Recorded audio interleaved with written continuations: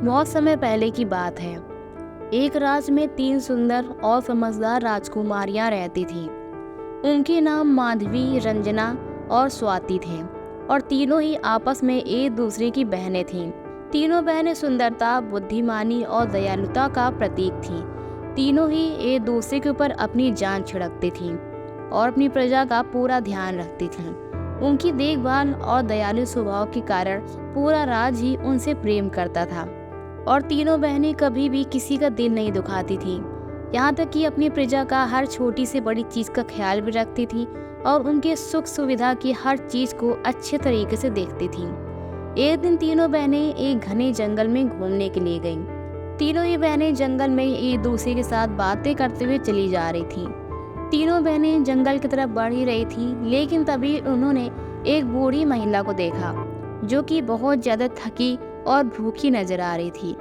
तीनों बहनों ने सोचा कि क्यों ना उस महिला के पास जाकर उसकी इस भूख का कारण पूछा जाए और आखिर ये वृद्ध महिला यहाँ पर क्या कर रही है।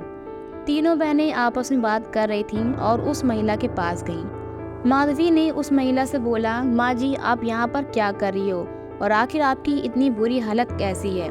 बूढ़ी महिला ने माधवी से बोला कि उसको भूख लगी है और उसने 2-3 दिन में कुछ भी नहीं खाया है, जिसके चलते उसको इतनी ज्यादा थकावट महसूस हो रही है।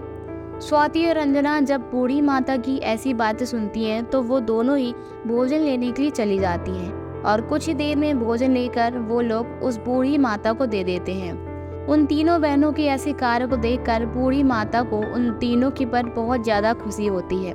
उनका लाया हुआ भोजन खाकर बूढ़ी माता को बहुत ज्यादा राहत की सांस मिली।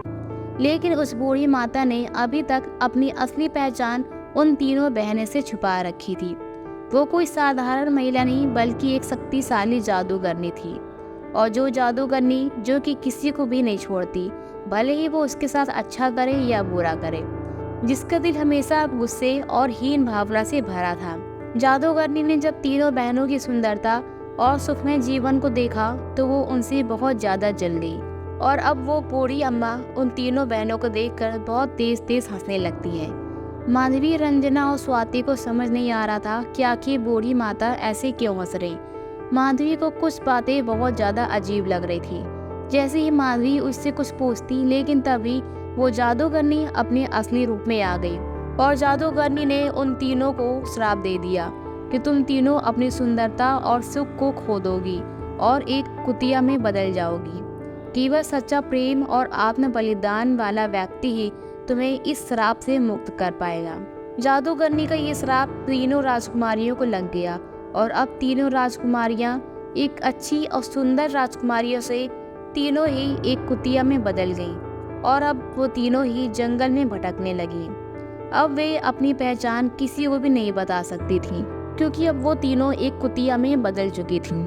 और अब वो तीनों राजकुमारियां जो कि कभी किसी महल में रहा करती थी, अब वो दूसरे जानवरों की तरह ही जंगल में इधर उधर घूमती थी और सड़कों पर ही इधर उधर चलती थी। यहाँ तक कि कोई भी आदमी उन तीनों राजकुमारियों को पहचान ही नहीं पाता था, क्योंकि वो तीनों पूरा अपना रूप बदल चुकी थी। ऐसे ही समय बीतता गया और तीनों राजकुमारियों की जिंदगी बीतती गई। तीनों राजकुमारियां अब सोच चुकी थी कि उनको ऐसा इंसान कभी भी नहीं मिलेगा जिसका दिल सच्चे प्रेम से भरा हो, और आखिर हम इस श्राप से कब मुक्त हो पाएंगे।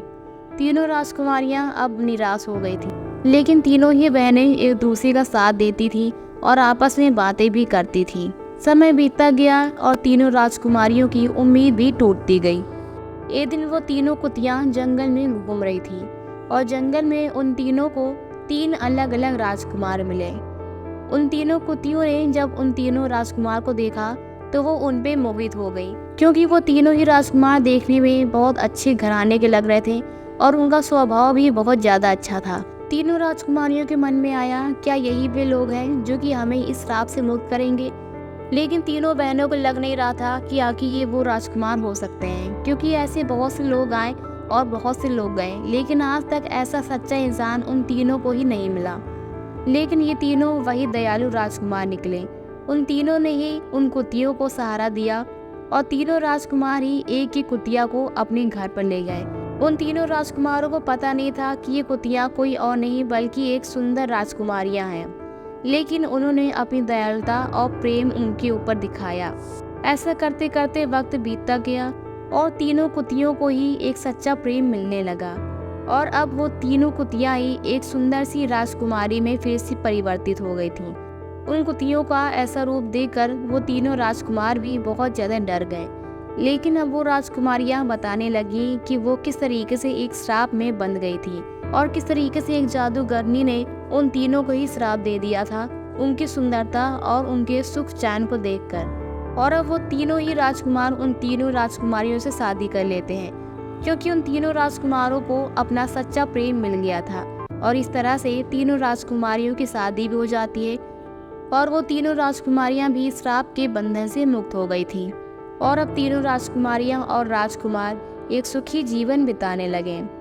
अर्थात सच्चा प्रेम और आत्म बलिदान किसी भी श्राप को समाप्त कर देता है। तो दोस्तों, आपको आज की हमारी ये कहानी कैसी लगी, अपनी राय हमें कमेंट बॉक्स में ज़रूर देना। साथ ही ऐसी धार्मिक और आध्यात्मिक कहानियों को सुनने के लिए हमारे चैनल को सब्सक्राइब करना बिल्कुल ना भूलें।